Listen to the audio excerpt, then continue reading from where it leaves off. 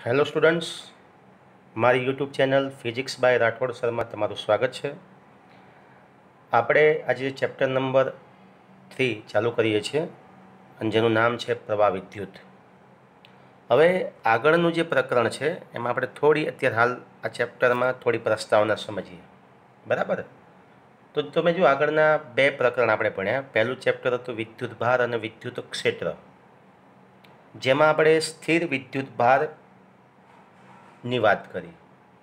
સ્થિર વિદ્યુત ભારો વચ્ચે થતી જે આંતરક્રિયાઓ છે, ચેપ્ટર નંબર 1 જે છે એ આપણું આ પેજ ઉપર હતું, સ્થિર વિદ્યુત ભાર. બરાબર, સ્થિર વિદ્યુત ભાર. સ્થિર વિદ્યુત ભાર એમની વચ્ચે થતી આંતરક્રિયાઓ, બરાબર, આંતરક્રિયાઓની આપણે વાત કરી. પછી આંતરક્રિયાઓ, ઓકે. અને આ આંતરક્રિયાઓ જે શાસ્ત્રમાં અભ્યાસ કરવામાં આવે છે, બરાબર, એને આપણે સ્થિત વિદ્યુત શાસ્ત્ર કહીએ છીએ. શું કહેવામાં આવે છે એને? સ્થિત વિદ્યુત શાસ્ત્ર, જેની અંદર સ્થિર વિદ્યુત ભારો, એમની વચ્ચે થતી આંતરક્રિયાઓ અને એમની વચ્ચે લાગતા બળો વગેરેને આપણે અભ્યાસ કરીએ છીએ સ્થિત વિદ્યુત શાસ્ત્રમાં. હવે આપણે ચેપ્ટર નંબર 3માં જ્યારે જઈએ છીએ તો એમાં આપણે પ્રવાહ વિદ્યુતને સમજવાનું છે. હવે પ્રવાહ ક્યારે સર્જાય છે? તો એક વસ્તુ યાદ રાખજો કે વિદ્યુત ભારો જે છે એ વિદ્યુત ભારો જ્યારે ગતિ કરે ત્યારે પ્રવાહ સર્જાય છે. મતલબ કે ગતિમાન વિદ્યુત ભારોથી, બરાબર, ગતિમાન વિદ્યુત ભારો વિદ્યુત પ્રવાહ રચે છે. શું રચે છે? વિદ્યુત પ્રવાહ રચે છે. કોણ? ગતિમાન વિદ્યુત ભાર.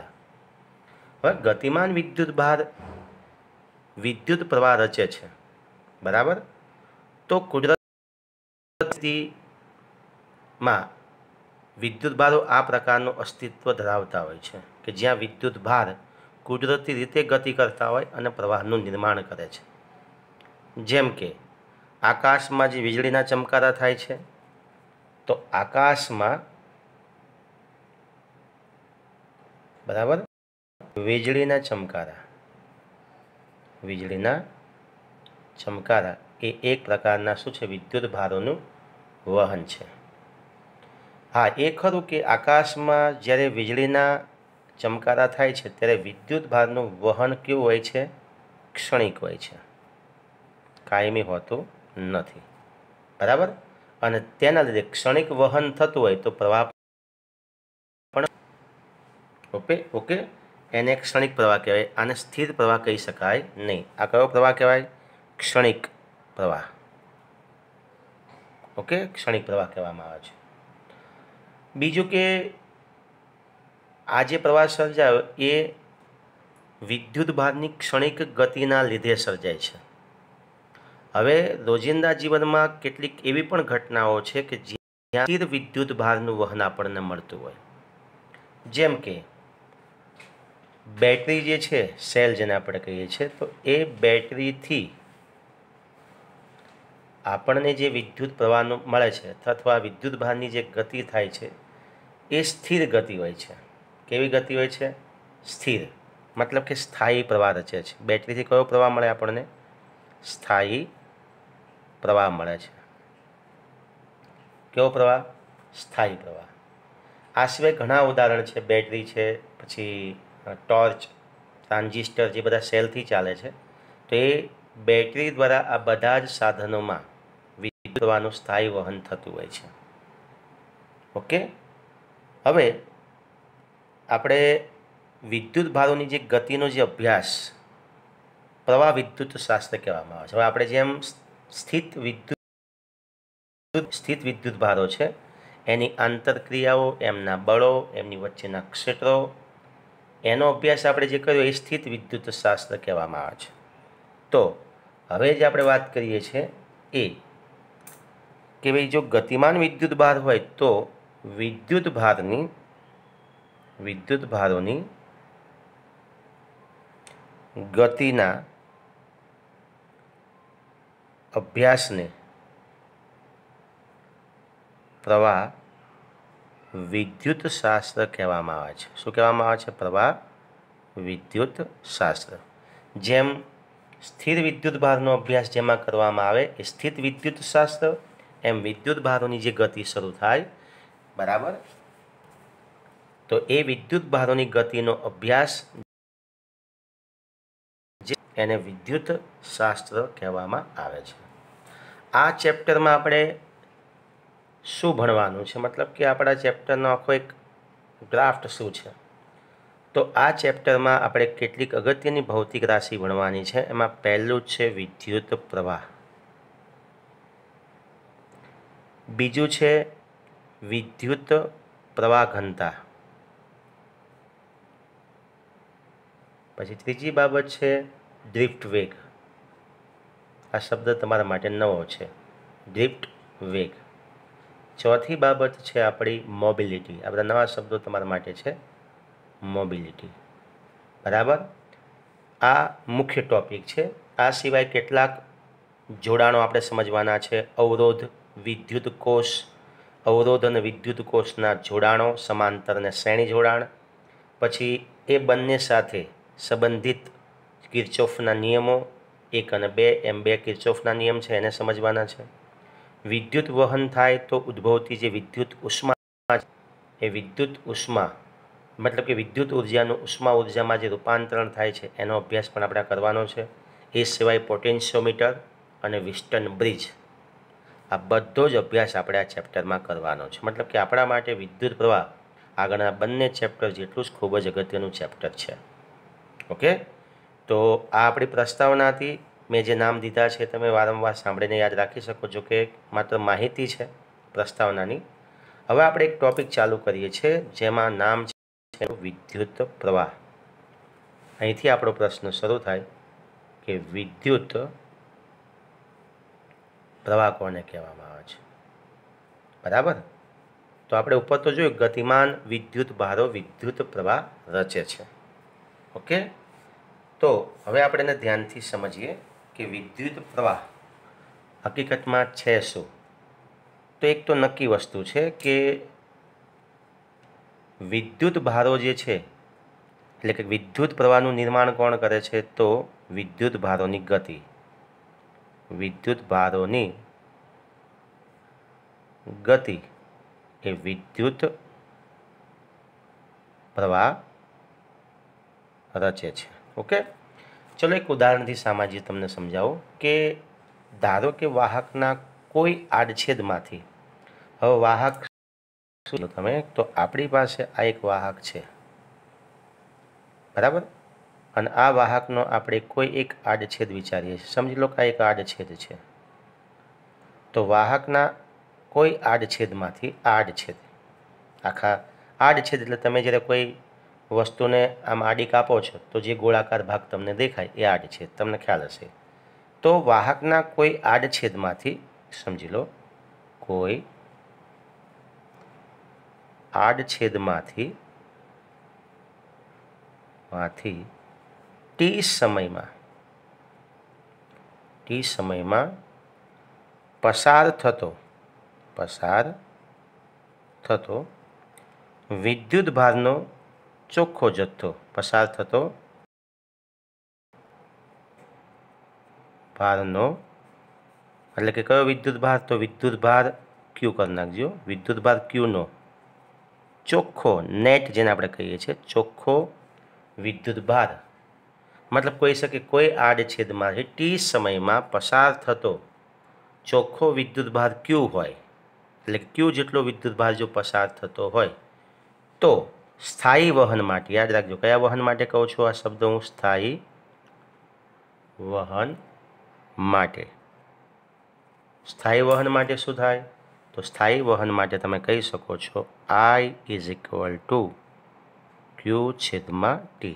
ફરી સાંભળી લો, કોઈ પણ આડછેદમાંથી, વાહકના કોઈ આડછેદમાંથી ટી સમયમાં પસાર થતો ચોખ્ખો વિદ્યુત ભારનો જથ્થો, આવું પણ લખી શકો, ચોખ્ખો ભાર ક્યુ હોય, કેટલો હોય ચોખ્ખો વિદ્યુત ભાર ક્યુ હોય, તો સ્થાયી વહન માટે સૂત્ર શું આવે? I is equal to Q by T. બરાબર. તો આના આપણે પ્રોપર વ્યાખ્યામાં તમે જોઈ શકો છો વાહકનો આ આડછેદ છે, જેને આપણે નામ આપી દઈએ એ આડછેદ, અને આ આડછેદમાંથી સમજી લો કે આ રીતે વિદ્યુત ગતિ કરે છે વાહકના આડછેદમાંથી કોઈ ચોક્કસ દિશામાં. તો ટી સમયમાં, કોઈ ચોક્કસ સમય ટી સમયમાં અહીંથી આ આડછેદમાંથી વહેતો જે વિદ્યુત ભાર છે એ ધારો કે ક્યુ હોય, બરાબર, જે આ દિશામાં ગતિ કરે છે, તો પછી આ આડછેદમાંથી વિદ્યુત પ્રવાહ કેટલો પસાર થતો હશે? તો I is equal to Q by T સૂત્રથી તમે શોધી શકો છો.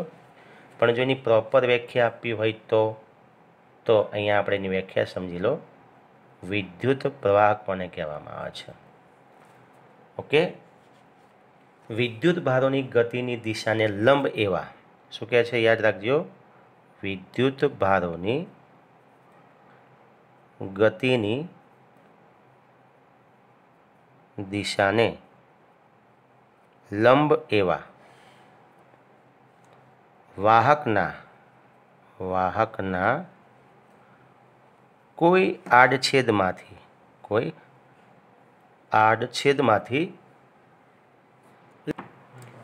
તો વાહકના કોઈ આડછેદમાંથી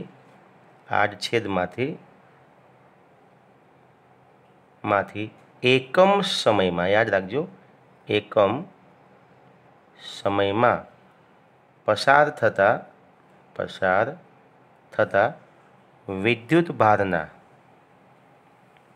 ચોખ્ખા જથ્થાને શું કહે છે? ચોખ્ખા જથ્થાને વિદ્યુત પ્રવાહ I કહે છે. ફરી વ્યાખ્યા જોઈ લો. વિદ્યુત ભારોની ગતિની દિશાને લંબ એવા કોઈ આડછેદમાંથી એકમ સમયમાં પસાર થતા વિદ્યુત ભારોના ચોખ્ખા જથ્થાને વિદ્યુત પ્રવાહ I કહે છે. ખ્યાલ આવી ગયો તમને? આ હું જે કહું છું એ કે કેટલો વિદ્યુત પ્રવાહ પસાર થાય છે. ઓકે, તો આ સ્થાયી પ્રવાહની વ્યાખ્યા છે, સ્થિર પ્રવાહ, બરાબર, જેને આપણે I સંજ્ઞા વડે દર્શાવવાની છે. હવે પ્રવાહ હંમેશા સ્થાયી હોય એવું જરૂરી નથી. સમજ્યા? ચલો આપણે ઉપર જે સૂત્ર છે સમજી લો કે અહીંયા આપણે સ્થાયી પ્રવાહની વાત કરીએ છીએ કે ભાઈ ટી સમયમાં પસાર થતો ચોખ્ખો વિદ્યુત ભારનો જથ્થો કેટલો છે? ક્યુ છે. તો એના માટે આપણને સૂત્ર મળી ગયું I is equal to Q by T. Okay, અને આ સૂત્ર ઉપરથી જો આપણે એનો એકમ બનાવીએ તો તમે જો વિદ્યુત ભારનો એકમ કયો છે? તો કે કુલંબ છે. સમયનો એકમ શું છે? સેકન્ડ. મતલબ કે વિદ્યુત પ્રવાહનો એકમ શું થાય? તો કે વિદ્યુત પ્રવાહનો એકમ SI એકમ કેટલો થશે? તો વિદ્યુત પ્રવાહનો SI એકમ થશે કુલમ પ્રતિ સેકન્ડ, જેને આપણે લખી છીએ કુલમ સેકન્ડ ઇનવર્સ 1. પણ આ જે એકમ છે એને એમ્પિયર, કારણ કે એમ્પિયર નામના વૈજ્ઞાનિકે વિદ્યુત પ્રવાહ અંગેના ઘણા બધા સમીકરણો તારવેલા છે અથવા અગત્યના સમીકરણ આપેલા છે, એટલે એની યાદમાં કુલમ પ્રતિ સેકન્ડને એમ્પિયર તરીકે ઓળખવામાં આવે છે. આમ વિદ્યુત પ્રવાહનો એકમ SI એકમ કુલમ પ્રતિ second is equal two ampere. બરાબર, એટલે તમે આવું લખી શકો છો, 1 એમ્પિયર બરાબર 1 કુલમ પ્રતિ સેકન્ડ. આ લખી શકો તમે. પણ એમ્પિયર એ ખૂબ જ મોટો એકમ છે, એટલે વ્યવહારમાં એના નાના એકમો પણ આપણને મળે છે, જેમ કે 1 મિલી એમ્પિયર, 1 માઇક્રો એમ્પિયર. તો 1 milli ampere is equal to 10⁻³ ampere અને 1 micro ampere is equal to 10⁻6 ampere. તો આવા નાના મોટા એકમો વ્યવહારમાં વપરાતા હોય છે. બરાબર, તો 1 ampere is equal two coulomb પ્રતિ સેકન્ડ. હવે આપણે એમ્પિયરની વ્યાખ્યા જો આપવી હોય, 1 એમ્પિયર વિદ્યુત પ્રવાહ કોને કહેવાય? બરાબર, 1 એમ્પિયર વિદ્યુત પ્રવાહ પ્રવાહ કોને કહે છે? તો સમજી લો 1 એમ્પિયર વિદ્યુત પ્રવાહ, તો આપણું જે સૂત્ર છે I is equal two Q/T. જો આ સૂત્રની અંદર Q ઇઝ ઇક્વલ ટુ માની લો કે પસાર થતો જે પ્રવાહ છે એ 1 કુલંબ છે. કેટલો છે? 1 કુલંબ. બરાબર, 1 કુલંબ. અને સમય સમજી લો કે 1 સેકન્ડ છે. બરાબર, 1 સેકન્ડ. તો આ કિંમત આપણે એમ તો 1 કુલંબ છેદમાં 1 સેકન્ડ. બરાબર, અને આને શું કહેવાય? 1 કુલંબ અને 1 સેકન્ડ. 1 કુલંબ છેદમાં 1 second is equal two 1 ampere. બરાબર, જે આપણે લખ્યું છે કે 1 ampere is equal two 1 coulomb પ્રતિ સેકન્ડ. ઓકે, હવે આના આપણે વ્યાખ્યાયિત કરીએ છીએ. તો કઈ રીતે વ્યાખ્યાયિત કરી શકાય? તો 1 એમ્પિયર વિદ્યુત પ્રવાહ કોને કહે છે એની વ્યાખ્યા આપણે પ્રોપર અહીં લખી શકીએ કે 1 એમ્પિયર વિદ્યુત પ્રવાહની વ્યાખ્યા, પરફેક્ટ ડેફિનેશન શું છે? ઓકે, તો જો વાહકના કોઈ આડછેદમાંથી લંબરૂપે, જો વાહકના કોઈ આડછેદમાંથી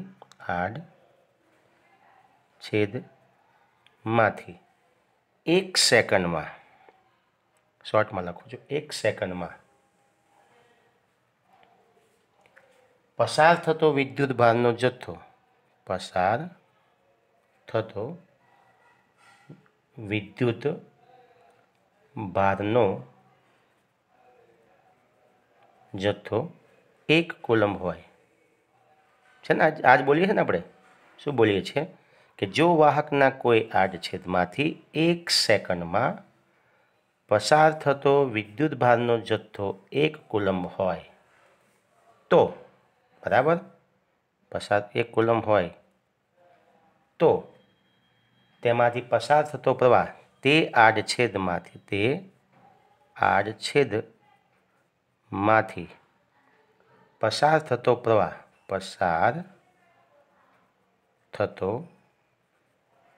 પ્રવાહ 1 એમ્પિયર છે એમ કહેવાય.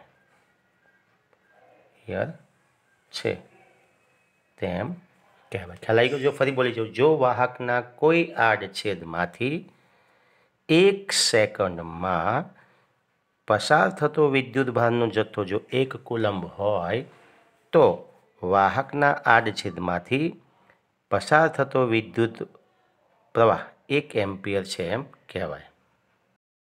ખ્યાલ આવી ગયો? તો આ થઈ ગઈ પ્રવાહ એટલે શું, વિદ્યુત પ્રવાહ એટલે શું, એનું સૂત્ર, એના એકમો. એકમને વ્યાખ્યાયિત કરો એવો કોઈ પ્રશ્ન પૂછે તો એના અનુસંધાનમાં તમે લખી શકો છો. હવે પ્રવાહ જે છે એ પ્રવાહ જ્યારે સર્જાય છે તો ખાસ સમજજો કે એના વાહકો અલગ અલગ હોય છે. 3 પ્રકારના વાહકો હોય છે પ્રવાહના વહન માટે. મતલબ કે વિદ્યુત ભાર એમને એમ તો ગતિ કરવા, પસાર થવા માટે કોઈ માધ્યમ જોઈએ. તો 3 પ્રકારના વાહકો હોય છે. કયા કયા 3 પ્રકારના વાહકો છે તો આપણે જોઈ લઈએ કયા 3 પ્રકારના વાહકો છે. એમાં પહેલું છે સુવાહકો. બરાબર, આપણે વ્યાખ્યા આપી શકાય કે જે પદાર્થમાંથી વિદ્યુતનું વહન સરળતાથી થઈ શકે એવા પદાર્થને સુવાહકો કહે છે. બરાબર, તમને ઉદાહરણ યાદ છે? એલ્યુમિનિયમ, તાંબુ, ચાંદી વગેરે. મતલબ કે ધાત્વિક સુવાહકો. આને શું કહેવાય? ધાત્વિક સુવાહકો, જેમાં મુક્ત ઇલેક્ટ્રોન હોય છે. તો ચલો, ધાત્વિક સુવાહકોના ઉદાહરણ તમને યાદ છે, પણ એમાં વિદ્યુત ભાર વાહકો કોણ હોય છે? ધાત્વિક સુવાહકમાં વિદ્યુત પ્રવાહ કોણ કરે છે, કોના દ્વારા થાય છે? તો યાદ રાખજો, અહીંયા ધાત્વિક સુવાહકોમાં મુક્ત ઇલેક્ટ્રોન, કોણ? મુક્ત ઇલેક્ટ્રોનની ગતિથી, ઇલેક્ટ્રોનની ગતિ, મતલબ કે ધાત્વિક સુવાહકોમાં વિદ્યુતભાર વાહકો તરીકે શું હોય છે? મુક્ત ઇલેક્ટ્રોન હોય છે. અને આ મુક્ત ઇલેક્ટ્રોનની ગતિથી વિદ્યુત પ્રવાહ સર્જાય છે. બીજું છે વિદ્યુત વિભાજ્ય દ્રાવણ. વિદ્યુત વિભાજ્ય દ્રાવણો 10મામાં તમે નામ સાંભળ્યું હશે, ઇલેક્ટ્રોલાઇટ. શું નામ હતું એનું? ઇલેક્ટ્રોલાઇટ. એવા દ્રાવણો કે જે વિદ્યુતનું વહન કરી શકે એને વિદ્યુત વિભાજ્ય દ્રાવણો કહેવામાં આવે છે. એને ઇલેક્ટ્રોલાઇટ દ્રાવણ કહેવાય. જેમ કે મીઠાનું દ્રાવણ છે એ ઇલેક્ટ્રોલાઇટ દ્રાવણ છે. બરાબર. ચલો, તો પ્રશ્ન એ થાય કે વિદ્યુત વિભાજ્ય દ્રાવણમાં વિદ્યુત પ્રવાહની ગતિ કોણ કરે? વિદ્યુત ભાર કઈ રીતે સર્જાય છે? વિદ્યુત પ્રવાહ કઈ રીતે સર્જાય? જેમ ધાત્વિક સુવાહક મુક્ત ઇલેક્ટ્રોનની ગતિથી વિદ્યુત પ્રવાહ સર્જાય, તો એમ વિદ્યુત વિભાજિત દ્રાવણમાં મુક્ત ઇલેક્ટ્રોન તો હોતા નથી. તો પછી ત્યાં પ્રવાહ કોણ સર્જે છે? તો યાદ રાખજો, ધન અને ઋણ આયનોની ગતિ. ધન અને ઋણ આયનોની પરસ્પર વિરુદ્ધ દિશાની જે ગતિ છે એનાથી વિદ્યુત વહન થાય છે. ધન અને ઋણ આયનોની વિરુદ્ધ દિશામાં થતી ગતિ વહન કરે છે. તો બીજી બાબત, ધાત્વિક સુવાહકોમાં મુક્ત ઇલેક્ટ્રોન હોય છે. વિદ્યુત વિભાજ્ય દ્રાવણની અંદર ધન અને ઋણ આયનોની ગતિ એ વિરુદ્ધ દિશામાં થતી જે ગતિ છે એ પ્રવાહનું નિર્માણ કરે છે. અને ત્રીજી અને છેલ્લી બાબત છે સેમિકન્ડક્ટર્સ.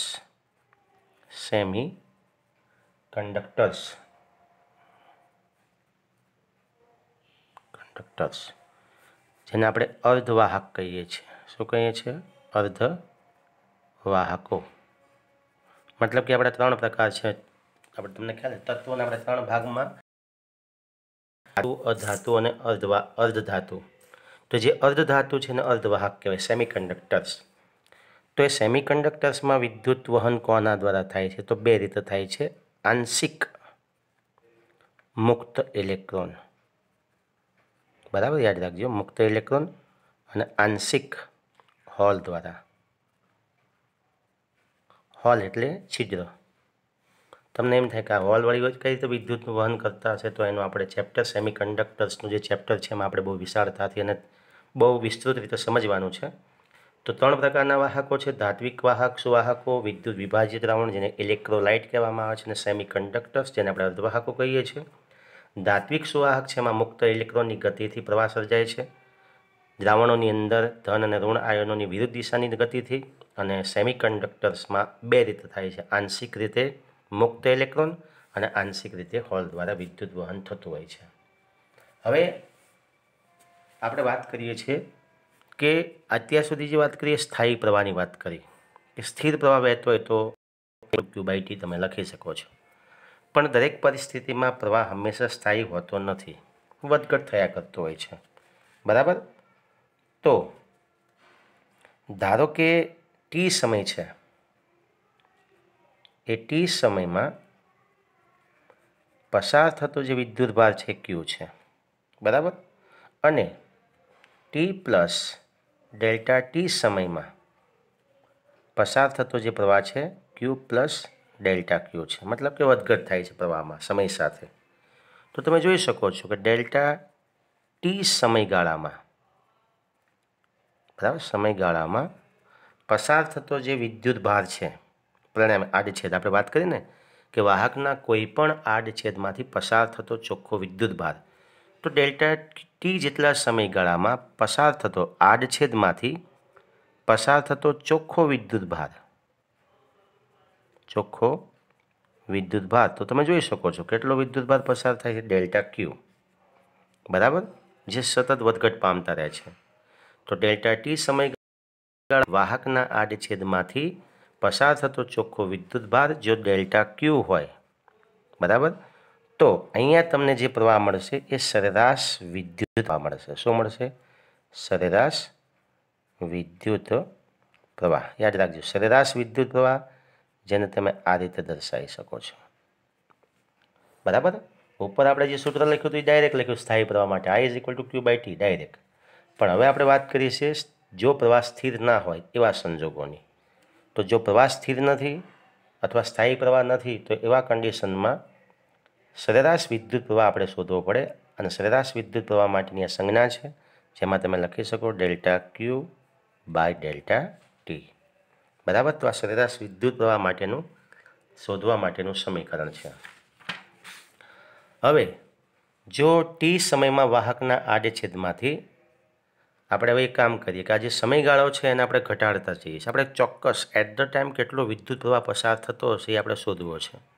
તો ડેલ્ટા ટી આપણે સૂક્ષ્મ કરતા જઈએ છીએ અને ડેલ્ટા ટીનું જે મૂલ્ય છે, બરાબર, એ ડેલ્ટા ટીનું મૂલ્ય આપણે શૂન્ય તરફ લેતા જઈએ છીએ, મતલબ કે શૂન્ય વત્તા નાનું. તો જો ડેલ્ટા ટીના શૂન્ય તરફના લક્ષને ધ્યાનમાં લઈએ તો ડેલ્ટા ક્યુ અને ડેલ્ટા ટીને જે ગુણોત્તર છે એને આપણે નીચે મુજબ વ્યાખ્યાયિત કરી શકીએ. ડેલ્ટા ટીનું મૂલ્ય શૂન્ય વત્તા નાનું હોય અને એમાંથી ડેલ્ટા ટી સૂક્ષ્મ સમય હોય તો પસાર થતો વિદ્યુત પ્રવાહ પણ કેવો હોય છે? સૂક્ષ્મ હોય છે. તો પછી ટી સમયમાં હવે આપણે તત્કાલીન પ્રવાહને સમજી શકીએ કે ટી સમયમાં એ લખી શકીએ ટી સમય. અહીંયા પહેલાં ડેલ્ટા ટી સમય હતો, સમજી લો, પણ આપણે સમયગાળો સૂક્ષ્મ કરી નાખ્યો શૂન્યવત નાનો. તો ટી સમયમાં, બરાબર, તો ટી સમયે વિદ્યુત પ્રવાહ, આ જે વિદ્યુત પ્રવાહ છે એ તત્કાલીન છે. તો તત્કાલીન વિદ્યુત પ્રવાહ માટે લખી શકો I is equal to limit delta T tends to 0 delta Q by delta T. હજુ જો આને લખો તો તમે લખી શકો છો dq બાય dt. બરાબર. આને કહી શકો વિદ્યુત ભાર ક્યુનું ટીની સાપેક્ષમાં વિકલન. વિદ્યુત ભાર ક્યુનું ટીની સાપેક્ષમાં શું કહેવાય? વિકલન. હવે આ જ પ્રશ્ન સાથે આપણે થોડોક જનરલ વાત પણ તમને કરી દઉં છું કે આપણે વાત કરી એમ્પિયરની વ્યાખ્યા મેં તમને અહીં આપી છે કે જો વાહકના કોઈ આડછેદમાંથી 1 સેકન્ડમાં, બરાબર, 1 સેકન્ડમાં પસાર થતો જથ્થો 1 કુલમ હોય તો આડછેદમાંથી પસાર થતો પ્રવાહ 1 એમ્પિયર છે એમ કહેવાય. મતલબ એક વસ્તુ નક્કી થઈ ગઈ છે કે વાહકના દરેક આડછેદમાંથી 1 સેકન્ડમાં 1 કુલમ વિદ્યુત ભાર પસાર થાય છે. બરાબર. આપણે મેં તમને પેલો એક આડછેદ બતાવ્યો તેમાં જ આપણે સમજી લઈએ. આપણી પાસે 3 આડછેદ છે, સમજી લો. એક આડછેદ અહીંયા પણ છે, એક આડછેદ અહીંયા પણ છે. તો દરેક આડછેદમાંથી પસાર થતો જે પ્રવાહ છે સમાન હોય છે. બરાબર, આ રીતે સમાન હોય છે. ઓકે. તો દરેક, જો આપણે એક માનીએ આ આડછેદમાંથી 1 સેકન્ડમાં 1 કુલમ વિદ્યુત ભાર પસાર થતો હોય તો પસાર થતો પ્રવાહ કેટલો હોય? 1 એમ્પિયર. તો આ જ વસ્તુ અહીંથી પણ પસાર થાય છે અને અહીંથી પણ પસાર થાય છે. તો આને વિદ્યુત ભારના સંરક્ષણના નિયમથી પણ જોડી શકાય કે વાહક જે છે એ વાહકના કોઈ પણ બિંદુ પાસે, આ વાહકની અંદરનો કોઈ પણ બિંદુ તમે પસંદ કરી લો, તો વાહકના કોઈ પણ બિંદુ પાસે વિદ્યુત ભાર સંગ્રહ પામતો નથી કે સ્વયં ઉદ્ભવતો પણ નથી, બરાબર, કે નાશ પામતો નથી. યાદ રાખજો, બોલું છું, વાહકના કોઈ પણ બિંદુ પાસે વિદ્યુત ભારનો સંગ્રહ થતો નથી, સ્વયં ઉદ્ભવતો નથી કે નાશ પામતો નથી. એટલે આને કહેવાય વિદ્યુત ભારના સંરક્ષણનો નિયમ. બરાબર. વિદ્યુત ભારના સંરક્ષણથી એક વસ્તુ નક્કી થઈ ગઈ કે આ આડછેદમાંથી 1 સેકન્ડમાં જો 1 કુલમ વિદ્યુત ભાર પસાર થતો હોય તો આ આડછેદમાંથી પણ 1 સેકન્ડમાં 1 કુલમ વિદ્યુત ભાર જ પસાર થાય. અહીંયા પણ એ જ સેમ સ્થિતિ, મતલબ કે 3 આડછેદમાંથી પસાર થતો પ્રવાહ 1 એમ્પિયર છે. ઓકે. તો આ થઈ ગઈ વિદ્યુત ભારના સંરક્ષણના નિયમની. બરાબર. સાથે સાથે આપણી પાસે 2 પ્રકારના પ્રવાહ હોય છે, એક ઇલેક્ટ્રિક પ્રવાહ અને બીજું રૈવાજિક પ્રવાહ. ઇલેક્ટ્રિક પ્રવાહ એ ઇલેક્ટ્રોનની ગતિથી સર્જાતો પ્રવાહ છે. બંને પ્રવાહ એક જ છે. ઇલેક્ટ્રિક પ્રવાહ અથવા ઇલેક્ટ્રોન પ્રવાહ કોને કહેવાય? ઇલેક્ટ્રોનની ઋણથી ધન દિશામાં થતી જે ગતિ છે એ ઇલેક્ટ્રોન પ્રવાહ સર્જે છે. બરાબર. સમજી લો કે અહીંયા આ જે મેં ગતિ બતાવી છે એ ધનથી ઋણ છે, સમજી લો. બરાબર. હવે ધનથી ઋણ છે તો આ જે પ્રવાહ દેખાય છે તમને એને રેવાજિક પ્રવાહ કહેવાય. રેવાજિક. બરાબર. કેમ? તો શરૂઆતમાં ઇલેક્ટ્રોનની શોધ થઈ એ પહેલાં જે પ્રવાહ છે ધન વિદ્યુત ભારની ગતિના લીધે સર્જાય છે એવું માનવામાં આવતું હતું. તો ધનથી ઋણ તરફ જે રેવાજિક પ્રવાહ સર્જાય છે. તો આપણો રેવાજિક જે જૂની રૂઢિ મુજબનો પ્રવાહ છે, એટલે તમે જો કોઈ પણ પરિપથમાં આપણે પ્રવાહ દર્શાવી ધનથી ઋણ જ બતાવીએ છીએ. પરિપથમાં ઇલેક્ટ્રોન પ્રવાહ દર્શાવતા નથી. આ ખાસ મગજમાં ગાંઠ વાળીને યાદ રાખજો કે રેવાજિક પ્રવાહ હંમેશા ધનથી ઋણ હોય, ને કોઈ પણ પરિપથમાં આપણે પ્રવાહનું જે એરોથી દર્શાવવાના હોય તો ધનથી ઋણ જ દર્શાવવાના થાય છે. ઇલેક્ટ્રોન પ્રવાહ એ રેવાજિક પ્રવાહથી વિરુદ્ધ હોય છે. ઇલેક્ટ્રોનની શોધ થયા પછી ખ્યાલ આવ્યો કે ભાઈ પ્રવાહ તો ઇલેક્ટ્રોનની ગતિના લીધે સર્જાય છે. તો પછી જો આપણે ઇલેક્ટ્રોનની ગતિનો પ્રવાહ બતાવો હોય તો તમે બહાર પરિપથની બહાર દર્શાવી શકો છો. જે કઈ બાજુ હોય છે ઋણથી ધન હોય છે આ રીતે. અને તમે પાછળ અહીં આવી કરી શકો છો. તો તમે આમ કહી શકો કે ભાઈ આ ઇલેક્ટ્રોનની ગતિ છે જે રેવાજિક પ્રવાહથી કઈ દિશામાં છે. તો આ જે છે ઇલેક્ટ્રોન પ્રવાહ છે. બરાબર. તો આમ આપણે બે પ્રકારના પ્રવાહ, બંને એક જ છે, એક જ મૂલ્ય દર્શાવે છે, બંનેના માત્ર દિશા અલગ છે. બરાબર. ઇલેક્ટ્રોન પ્રવાહ એ રેવાજિક પ્રવાહથી વિરુદ્ધ હોય છે. આટલું યાદ રાખવાનું. તો અહીંયા લેક્ચર આપણે પૂરો કરીએ છીએ.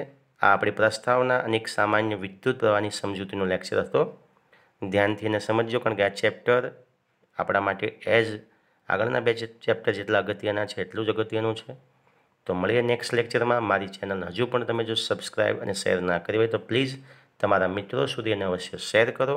મળીએ નેક્સ્ટ લેક્ચરમાં. આવજો. Bye bye.